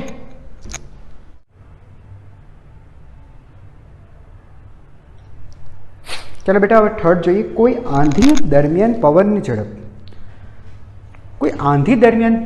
ઝડપ C. જો બેટા હવે એક કામ કરીએ, જો આ રીતના એક બલૂન છે બેટા, એને બલૂન આપણે સમજો કે આ રીતે જમીનથી આપણે બલૂન બાંધેલું છે, રાઈટ છે? ઓકે, આપણને બેટા છે ને આ અંતર આપણને ખબર છે કે ભાઈ કેટલી ઊંચાઈ બાંધેલું છે. પવન આવે, આંધી આવે એટલે સીધી વસ્તુ છે બેટા એ આને આમ લઈ જશે. હા છે ને, લઈ જાય કે નહીં બેટા? અને આ તરફ કંઈક લઈ જશે, આ રીતે અહીંયા લઈ જશે, આગળ લઈ આવે, સમજે છે? તો આટલું બેટા એને અંતર કાપ્યું, સે x અંતર કાપ્યું. ખાલી એટલું જોઈ લો કે ભાઈ આ અંતર એને કેટલા સમયગાળામાં કાપ્યું છે, બરાબર. આંધી આવે અહીંયાથી આમ ગયો તો આ અંતર એને કેટલા સમયમાં કાપ્યું એ આપણને ખબર હોવી જોઈએ, સમજાય કે બેટા? આ અંતર કેટલા સમયમાં કાપ્યું, સમય આપણને ખબર હોવી જોઈએ. હવે પ્રોબ્લેમ શું થાય કે ભાઈ એક્સ કેવી રીતે મેળવવું, રાઈટ છે બેટા? એક્સ કેવી રીતે મેળવવું? તો બેટા આપણે આ થીટા જો જાણતા હોઈએ કે આ કેટલું કોણીય સ્થાનાંતર કર્યું, આમ કેટલો આવ્યું, થીટા જો આપણને ખબર હોય તો બેટા તમને એક્સ મળી જશે. શું થશે જો ને બેટા, ટેન થીટા એપ્લાય કરો, ten theta is equal two x સામેની બાજુ છેદમાં પાસેની બાજુ એક્સ બાય એચ. તમને થીટા ખબર છે બેટા, એચ ખબર છે એટલે એક્સ મળી જશે, H into ten theta. X મળી ગયું. તો ઝડપ કેટલી? કાપેલું અંતર અને કેટલા સમયમાં કાપ્યું? આટલા સમયમાં. તો એ સમય દરમિયાન તમને ઝડપ અથવા તો સરેરાશ ઝડપ મળી જશે. સિમ્પલ છે. ઓકે, ચલો બાળકો હવે જોઈએ ટી, તમારા માથાના વાળની સંખ્યા. ઓકે, માથાના વાળની સંખ્યા બેટા કંઈ ગણવા તો જવાય નહીં, એનું એસ્ટિમેશન એટલે કે અંદાજ જ આપવું પડે, બરાબર. જોઈએ બેટા ડી. હવે છે ને સમજો કે બેટા આટલો એરિયા છે કે જેની અંદર વાળ રહેલા છે, બરાબર. સમજો બેટા એની જે ત્રિજ્યા છે એ ત્રિજ્યા છે 8 સેન્ટીમીટર. તો 8 સેન્ટીમીટર સ્ક્વેર ત્રિજ્યા 8 સેન્ટીમીટર ત્રિજ્યાનો આ ક્ષેત્રફળ છે કે જેની અંદર બેટા વાળ છે, બરાબર. તો આના પરથી બેટા આનું આપણે ક્ષેત્રફળ મળી જશે, હે ને? ક્ષેત્રફળ એટલે પાય r સ્ક્વેર. તો આ યુઝ કરો એટલે તમને ક્ષેત્રફળ મળી જાય. આની અંદર બેટા વાળ છે, બરાબર. આ રીતે બેટા જો, આ રીતે બેટા વાળ છે, આ રીતે. એ આખામાં તમે આને કલ્પના કરી લો. હવે આ એક વાળને લઈને આવીએ, આને મોટું કરીને બેટા અહીંયા જોઈએ, આને આપણે મોટું કરીને અહીંયા જોઈએ, બરાબર. આ જે વાળ છે એને આપણે મોટું કરીને જોઈએ, સમજાય કે બેટા? ઓકે, તો આ વાળની જાડાઈ બેટા માપી જોઈને તો મને ખબર પડી કે આ વાળની જાડાઈ 10⁻⁻6 સેન્ટીમીટર છે. આ તેની જાડાઈ છે. જાડાઈ મીન્સ આપણને બેટા વ્યાસ મળી ગયો. તો આનું ક્ષેત્રફળ પણ બેટા મળી ગયું. એક વાળનું ક્ષેત્રફળ એને સ્મોલ a કહીએ તો બેટા અહીંયા π/4 × d² કરવું પડશે. ડાયામીટર છે ને, ઓકે. તો આપણને આ મળી ગયું. આપણી પાસે આખું ક્ષેત્રફળ પણ છે, ઓકે. તો બેટા હવે એક પદ લખી શકીએ ને, સાંભળજો બેટા, કે આટલું ક્ષેત્રફળ રોકે તો એક વાળ ક્ષેત્રફળ અને વાળની સંખ્યા. જો બેટા આટલું ક્ષેત્રફળ રોકે તો એક વાર ક્ષેત્રફળ આટલું રોકે છે, ઓકે, સો આ ક્ષેત્રફળને એ કહીએ તો એ ક્ષેત્રફળ ઓકે તો કેટલું સમજાઈ ગયું બાળકો? હે ને, એકમમાં કોઈ પ્રોબ્લેમ નહીં આવશે કારણ કે બેટા અહીંયા સેન્ટીમીટરમાં તમને મેં આપ્યું મૂલ્ય અને અહીંયા પણ સેન્ટીમીટરમાં આપ્યું છે એટલે કોઈ વાંધો નહીં આવશે. બસ આ પદમાં કે આમાં જરૂરી કિંમતો મૂકી દો એટલે તમને વાળની સંખ્યા મળી જશે. વાળની સંખ્યા આવશે A/A. બસ ગણતરી કરી નાખો બેટા જાતે. ચલો બાળકો, હવે જોઈએ લાસ્ટ એ શું કહે છે કે ભાઈ તમારા ક્લાસરૂમની અંદર રહેલા અણુઓની સંખ્યા નક્કી કરો. ચાલો ઠીક, તો અણુઓની બેટા સંખ્યા નક્કી કરીએ આપણે. હા ને, થઈ જાય?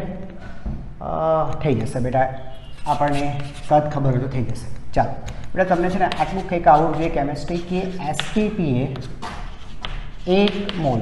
1 મોલ એટલે બેટા 6.023 ગુણ્યા 10⁻23. 1 મોલ અણુઓનું કદ.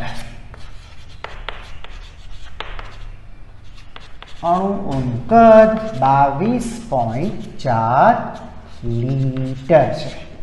બરાબર, તો બેટા એને એમ લખી શકાશે 22.4 લીટરની જગ્યાએ બેટા 10⁻³ સેન્ટીમીટર ક્યુબ.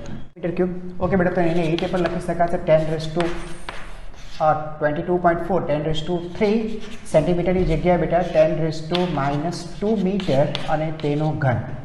બરાબર, એટલે જો બેટા આથી યાદ રાખો 1 લીટર બરાબર 10⁻³ સેન્ટીમીટર ક્યુબ ઓર 10⁻⁻6 પ્લસ 3. બરાબર છે, એટલે -3 થાય ને બેટા, એટલે 22.4 ગુણ્યા 10⁻³ મીટર ક્યુબ. એટલે બેટા આ યાદ રાખો 1 લીટર બરાબર 10⁻³ સેન્ટીમીટર ક્યુબ અથવા 10⁻³ મીટર ક્યુબ. પહેલાં તો બેટા આ બધી વસ્તુ તમને આવડવી જોઈએ. બરાબર છે? હા ને, અહીંયા લખું છું બેટા 1 litre is equal two 10⁻³ centimetre cube. એટલે બેટા 10⁻³ સેન્ટીમીટર ક્યુબ એટલે શું થાય બેટા? આ રીતના 10 સેન્ટીમીટર લંબાઈ, 10 સેન્ટીમીટર પહોળાઈ, 10 સેન્ટીમીટર ઊંચાઈ. આની અંદર બેટા 1 લીટર કદ આવે. 1 લીટર કદ આવે 10/10/10 1000 સેન્ટીમીટર ક્યુબ. અને બેટા એના મીટર ક્યુબ કરીએ તો 10⁻³ મીટર ક્યુબ. તો આપણે મીટર ક્યુબમાં જોઈતું હતું લખ્યું. તો STPA બેટા આટલા અણુનું કદ આટલું થાય. આટલા અણુઓનું કદ આટલું થાય. બરાબર, તો આપણે કદ અને અણુની સંખ્યા વચ્ચે સંબંધ મળી ગયો. બસ પતી ગયું ને બાળકો? હવે તો શું કરવાનું હોય?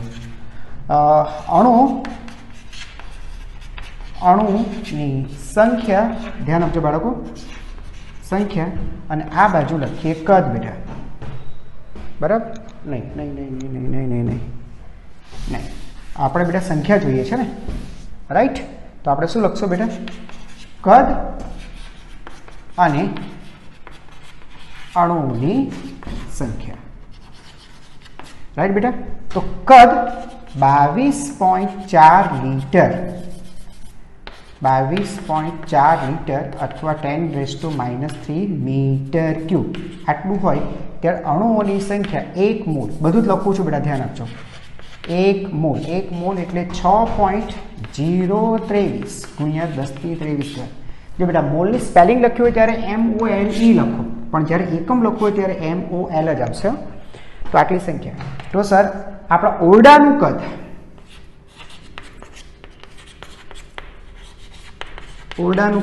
જેટલા પણ મીટર ક્યુબ હોય એ મીટર ક્યુબમાં અણુઓની સંખ્યા કેટલી? આના પર તમે અંદાજ આવી જશે. બોલો, ખબર પડી ગઈ બેટા? આપણે ઓરડાનું કદ ખાલી અહીંયા મૂકી દો એટલે તમારો જવાબ આવી જશે. મતલબ આટલું છે. STPA તમને ખબર હોવી જોઈએ. STPA 1 મોલ વાયુના અણુઓ, 1 મોલ એટલે 6.023 ગુણ્યા 10⁻23. આટલા અણુઓનું કદ 22.4 લીટર છે. બરાબર, તો કદ અને અણુ વચ્ચે આ કદ અને અણુની સંખ્યા એની વચ્ચે રિલેશન આપણને મળી ગયું. બરાબર, તો પછી ઓરડાના કદ એ કેટલા થાય નક્કી કરી શકાય? ચલો બાળકો. ઓકે બાળકો, હવે જોઈએ 2.23. 2.23 જો શું કહે છે? સૂર્ય એક ગરમ પ્લાઝમા છે. તેની અંદરના ગર્ભનું તાપમાન 10⁷ કેલ્વિનથી વધારે અને બહારિયાત ભાગનું તાપમાન 6000 કેલ્વિન છે. બેટા આટલા ઊંચા 10⁷ કેલ્વિન તાપમાન ગર્ભનું તાપમાન છે. આટલા ઊંચા તાપમાને કોઈ પણ વસ્તુ ઘન પ્રવાહી તો નહીં રહી શકે. બરાબર, આટલું ઊંચા તાપમાન તો બધું વાયુ થઈ જવું જોઈએ. તો એ રીતે જોઈએ તો સૂર્ય આપણા માટે શું એક વાયુનો ગોળો હોવો જોઈએ, પણ ખરેખર માટે તે ગોળો વાયુનો ગોળો નથી. બરાબર છે? તેની અંદર છે ને જે દ્રવ્ય છે એ ઘન અથવા તો પ્રવાહી પ્લાઝમા સ્વરૂપે છે. પ્લાઝમા એટલે કે બેટો આયની બધું બધી જ વસ્તુઓનું આયનાઇઝેશન થઈ ગયું હોય, બરાબર છે. તો એ સ્વરૂપે હોય. કોઈ પણ વસ્તુ બેટા બહુ ગરમ કરીને એટલે તે ઘન છે તો પ્રવાહી છે તો વાયુ થવો જોઈએ, પણ બેટા અહીંયા વાયુ નથી થતું, બરાબર છે. હવે એ ત્યાં પ્લાઝમા સ્વરૂપ છે, તો એ પાછળનું કારણ શું એ હું તમને સમજાવવા માગું છું. સાંભળજો બેટા. એ તો અમને ખ્યાલ આપી દઉં. કેટલીક વસ્તુઓ મારે જરૂર પડશે, જેમ કે સૂર્યનું દળ મારે જોઈશે. સૂર્યનું દળ છે 2 × 10⁻30 kg, બરાબર. સૂર્યની બેટા ત્રિજ્યા જોઈશે 7 × 10⁸ મીટર, બરાબર. ઓકે. હવે બેટા જો હું સમજવાનો પ્રયત્ન કરું. સૂર્યનું કમ્પ્લીટ દળ જો આ રીતે, આ સૂર્ય છે એને બેટા તમે વિચારી લો કે એ એક ગોળો છે, નક્કર ગોળો, જેનું દળ અને ત્રિજ્યા બેટા તમારી પાસે છે, તો એના પરથી આપણને તેની ઘનતા મળી જશે. દળ ભાગ્યા કદ એટલે બેટા ગોળો છે ને, તો ગોળો એટલે 4/3 πr². આમાં બેટા છે ને બધી વેલ્યુ પુટઅપ કરી નાખો, દળ અને ત્રિજ્યાની વેલ્યુ પુટઅપ કરો, તમને એક આન્સર મળશે, બરાબર છે. અને તે આન્સર છે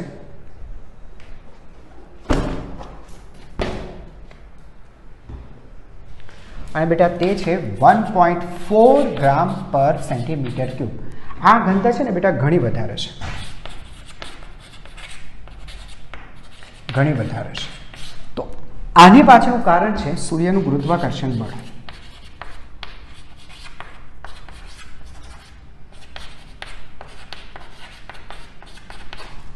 સૂર્યનું ગુરુત્વાકર્ષણ બળ બેટા એટલું બધું છે ને કે દરેક વસ્તુને, એટલે બહાર પણ જેટલી પણ વસ્તુઓ છે એ દરેક વસ્તુ તેને કેન્દ્ર તરફ ખેંચી રાખે છે, એટલે બેટા તેની ઘનતા આટલી બધી વધારે છે, બરાબર છે. વસ્તુની ઘનતા જો આટલી બધી વધારે હોય ને બેટા, તો તમે સમજી શકો છો કે આ વાયુ તો શક્ય નથી. વાયુની ઘનતા થોડી ને આટલી બધી હોઈ શકે, એટલે ક્યાં તો બેટા તે ઘન કે પ્રવાહી હોઈ શકે. હવે વાત કરીએ તાપમાનની બેટા. આ જ એની ઉપર આપણે તાપમાનની વાત કરીએ તો સર હવે તેનું તાપમાન તમે જુઓ કે એનો કોર ભાગ જે ખરું એનું તાપમાન 10⁻7 કેલ્વિન. હવે આટલા ઊંચા 10⁻7 કેલ્વિન, તો આટલું ઊંચું બેટા તાપમાન હોય તો તે તાપમાન તો સર આ ઘન પ્રવાહી કેવી રીતે રહી શકે? ઘન કે પ્રવાહી જ રહેશે. જો વાયુ તમે ના પાડી કે આટલી ઊંચી ઘનતા વાયુ તો હોઈ શકે જ નહીં. હવે તમારી પાસે ઓપ્શન રહ્યા ઘન કે પ્રવાહી, તો આટલા ઊંચા તાપમાને ઘન કે જે પ્રવાહી છે એ વાયુ તો નથી જ થતા, પણ શું થાય બેટા એને પ્લાઝમા સ્વરૂપ ધારણ કરી લેશે. પ્લાઝમા એટલે છે ને આ બધા, દાખલા તરીકે અણુ છે, પરમાણુ છે. અણુ કોઈ રહેવાનું જ નથી અસ્તિત્વ, પણ પરમાણુની વાત કરીએ તો પરમાણુની અંદર છે ને બેટા ઇલેક્ટ્રોન, એના ન્યુક્લિયસને, તો આ બધું કોઈ બંધારણ નહીં રહેશે. એટલી બધી અહીંયા આ તાપમાન છે, ઉર્જા છે કે બધા છૂટા પડી જશે. ઇલેક્ટ્રોન અલગ, અંદર પ્રોટોન, ન્યુટ્રોન્સ બધું આયનીકરણ થઈ જશે, કંઈ રહેશે જ નહીં, બધું છૂટું થઈ જશે, જેને આપણે પ્લાઝ્મા કહીએ. શા માટે બેટા પ્લાઝ્મા જે ખબર પડી કે વાયુ કેમ નથી ખબર પડી ને? આટલી ઊંચી ઘનતા જો સૂર્ય ધરાવે છે તો તે વાયુ તો નથી જ, બરાબર. પણ જો તાપમાન આટલું બધું છે તો પછી આ ઘન કે પ્રવાહી હોય તે પ્લાઝમાઓ કહેવાઈ જાય છે. ઓકે બાળકો, હવે જોઈએ આપણે 2.24. ઓકે, જ્યારે જુપિટર એટલે ગુરુ, બરાબર, ગ્રહ પૃથ્વીથી આટલા મિલિયન કિલોમીટર દૂર છે. ઓકે, ત્યાં તેના કોણીય વ્યાસનું માપ આટલું છે, તો કોણીય વ્યાસનો તો જુપિટરનો. ઓકે, ઠીક છે. તો બેટા સમજો કે અહીંયા છે બેટા આપણી આ પૃથ્વી અને આ છે જુપિટર, બરાબર છે. જુપિટર અથવા ગુરુ કહેવાને, બરાબર. હવે તમે છે ને બેટા આને આ રીતે જુઓ છો, આ રીતે પૃથ્વી પરના કોઈ સ્થળ પરથી તમે અવલોકન કરો છો ગુરુનું, બરાબર છે. તો આ અંતર બેટા આપણને કહી દેવામાં આવ્યું છે, એ છે અંતર 824.7 મિલિયન એટલે 10⁶ અને કિલોમીટર એટલે 10⁻³ મીટર. એટલે ફાઇનલી બેટા આ રીતના લખવું પડશે તેને. આ છે મિલિયનનો અર્થ કાઢવાનો 10⁶. અને કિલો હતા એટલે બીજા 3 લખ્યા છે 10⁻³ એટલે આ અંતર મળી ગયું, સમજાય છે. એટલે એ રીતે છે. અને પછી કહે છે કોણીય વ્યાસનું માપ. કોણીય વ્યાસ એટલે બેટા થીટા, આ તેનો રેખીય વ્યાસ થયો બેટા, આ વ્યાસ થયો રેખીય વ્યાસ, આ કોણીય વ્યાસ. તો કોણીય વ્યાસ બેટા તમને આપેલું છે એ છે 35.72 સેકન્ડ. તો નક્કી કરો તેનો વ્યાસ કેટલો. આ વ્યાસ તમારે શોધવાનો છે, બરાબર. આ તો બહુ સિમ્પલ જેવી વસ્તુ છે. સૌથી પહેલાં બેટા છે ને આ તમારે જે થીટા છે એ તમે રેડિયનમાં કન્વર્ટ કરી નાખો, કારણ કે એ ચાલશે જે સૂત્રની અંદર. બરાબર. તો તમે સમજી ગયા હશો બેટા. એટલે તમે છે ને 3600 વડે ભાગશો ને એટલે આ ડિગ્રી આવશે. અને પછી બેટા તમારી પાસે આ જે કંઈ પણ ડિગ્રી છે એને તમે પાઈ વડે ગુણીને 180 વડે ભાગી નાખો એટલે તમને મળશે રેડિયન. બરાબર. તો આ થીટાને પહેલાં રેડિયનમાં કન્વર્ટ કરી નાખો. અને તમને ખબર છે બેટા થીટા બહુ નાનો છે હે ને બાળકો. આ થીટા બેટા બહુ નાનો ખૂણો છે. તો થીટા બરાબર આ ચાપ ભાગ્યા ત્રિજ્યા કરી શકશો. તો આના પરથી તમે કિંમત મૂકી દો એટલે તમને લોકોને જવાબ મળી જશે. થીટાની વેલ્યુ ઉપરથી મૂકી દેજો બેટા. અને ડીની વેલ્યુ તમને આપેલી છે. હા, અહીંયા પછી છેલ્લે જ્યારે મૂકો કિંમત ત્યારે પાઈની કિંમત 3.14 મૂકવાનું ભૂલતા નહીં. બરાબર, લખી નાખો. બરાબર. વચ્ચે આપણે છે ને 2.17 મિસ થઈ ગયું છે, એ પૂરું કરી નાખીએ અને તેની સાથે સ્વાધ્યાય આપણું પૂરું થઈ જાય. બરાબર. તો 2.17 જોઈ લો. 1 મોલ આદર્શ વાયુ પ્રમાણભૂત તાપમાન અને દબાણ એટલે કે STP 22.4 લીટર જગ્યા રોકે છે. યસ, એ આપણી બેટા વાત થઈ ગઈ છે. બરાબર છે, જગ્યા રોકે છે. 1 મોલ હાઇડ્રોજન વાયુ માટે મોલર કદ અને પરમાણ્વીય કદનો ગુણોત્તર શું હશે? અચ્છા, જો બેટા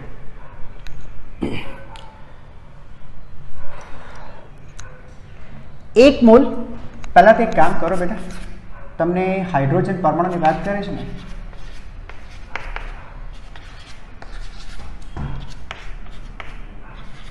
હાઇડ્રોજન પરમાણુની ત્રિજ્યા એ 0.5 એંગસ્ટ્રોમ છે, તમને ખબર છે. બરાબર. હાઇડ્રોજન પરમાણુને ગોળો વિચારીએ. આ ન્યુક્લિયસ તો બેટા ત્રિજ્યા આ, તો આટલી ત્રિજ્યા છે. આ ત્રિજ્યાનો ઉપયોગ કરીને આપણે પરમાણુનું કદ કાઢી નાખીએ અને આપણે ગોળો માનીએ. બરાબર. તો બેટા એ થશે 4/3 પાયર ક્યુબ. આમાં વેલ્યુ પુટઅપ કરી લો. આ ધ્યાન રાખજો, એંગસ્ટ્રોમને મીટરમાં કન્વર્ટ કરવાનું ભૂલતા નહીં. કદ કાઢી નાખો. આ એકનું કદ મળ્યું. પછી બેટા 1 મોલ હાઇડ્રોજન પરમાણુનું કદ કાઢો. પરમાણુનું કદ એટલે હું લખું છું કુલ કદ. બરાબર છે. તમે શું કરશો બેટા, એને સાથે તમે એને ગુણી નાખશો. આ જે કે પણ કદ આવશે તેને તમે એને વડે ગુણી નાખશો. એને એટલે શું બેટા, એની વેલ્યુ થાય 6.023 ગુણ્યા 10⁻23 ઘાત. આટલા પરમાણુનું આ કુલ કદ. યસ, કુલ કદ. એકનું કદ આટલું અને તમને ખબર છે 1 મોલમાં આટલા પરમાણુ હોય. ગુણી નાખો એટલે તમને હાઇડ્રોજન 1 મોલ હાઇડ્રોજન પરમાણુનું કુલ કદ મળી જાય. 1 મોલ હાઇડ્રોજન પરમાણુનું કુલ કદ મળી જાય. આ કદ તમને ખબર પડે બેટા. આ એક હાઇડ્રોજન પરમાણુ, આ બીજો, ત્રીજો, ચોથો, બધા પાસે આ રીતે ગોઠવાય છે ને બેટા. તો આવા તમારે 1 મોલ એનું કુલ કદ, આ કુલ કદ બેટા તમને આ મળ્યું. સમજો એને વિડેશ કહું તો આ મળ્યું તમને વિડેશ. આ રીતે. હવે એ તમને કહે છે એક હાઇડ્રોજન પરમાણુનું 1 મોલર કદ. બરાબર. 1 મોલર કદ તમને ખબર છે બેટા, STP એ 1 મોલ હાઇડ્રોજન પરમાણુ, હાઇડ્રોજન પરમાણુની બેટા ગમે તે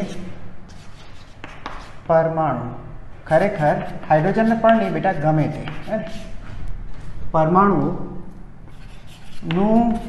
કુલ દળની વાત કરીએ ને બેટા તો તે છે 22.4 લીટર. હવે એ બધી વસ્તુ તમને ખબર પડી ગઈ છે. 22.4 લીટર એ 10⁻³ મીટર ક્યુબ.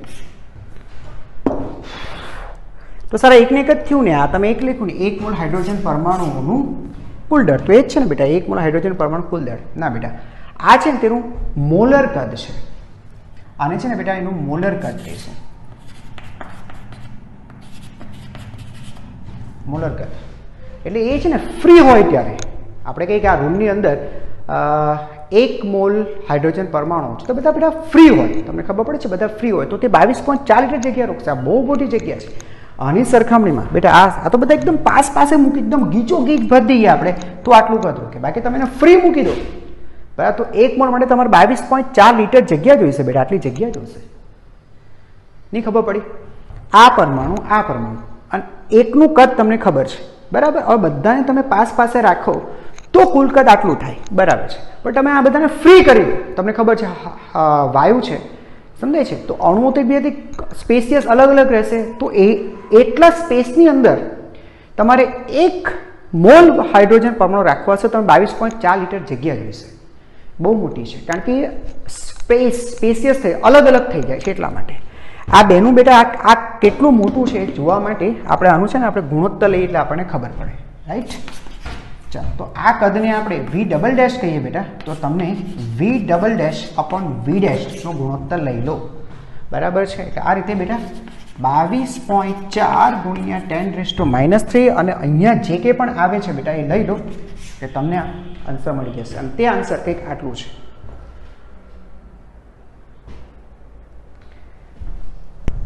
તે આન્સર છે 7.1 × 10⁴. એટલે તમને ખબર પડી બેટા V' એ આટલા થશે, V" એ આટલા થશે V' કરતા. એટલે પેલા જે બધા પરમાણુ હાઇડ્રોજન પરમાણુ એકદમ ગીચો ગીચ રાખીએ, બરાબર, અને 1 મોલ કરીએ આપણે તો તે V' કદ રોકે. પણ જેને ફ્રી કરી દઈએ, સમજાય છે, તો એ આ જે કદ છે તેને આટલા ગણો સ્પેસ કદ રોકશે. ખબર પડી ગઈ ને? એવું કેમ? કારણ કે અલગ કરશું એટલે તરત જ બેટા એ લોકો છે ને સ્પેસ બનાવશે, 1 2 થી અલગ અલગ થશે, દૂર થશે છે 1 મોલ જ, બરાબર છે, પણ દૂર ગયા પછી એને કદ જોઈશે 22.4 લીટર. બહુ મોટું કદ જોઈશે, એટલે જે કદ હોય તેના આટલા ગણા કદ રોકશે. ખબર પડી ગઈ? બસ, તો આની સાથે બેટા આપણું સ્વાધ્યાય અહીંયા પૂરું થાય છે. થોડોક ભાગ લાંબો થઈ ગયો, થોડો વિડીયો બેટા લાંબો થઈ ગયો હશે, પણ નક્કી કર્યું હતું કે આ વિડીયોની અંદર બસ હવે આ સિરીઝ અહીંયા પૂરી કરી દેવી છે એટલા માટે. ઓકે, તો નેક્સ્ટ ટોપિકમાં બેટા ફરીથી મળશું.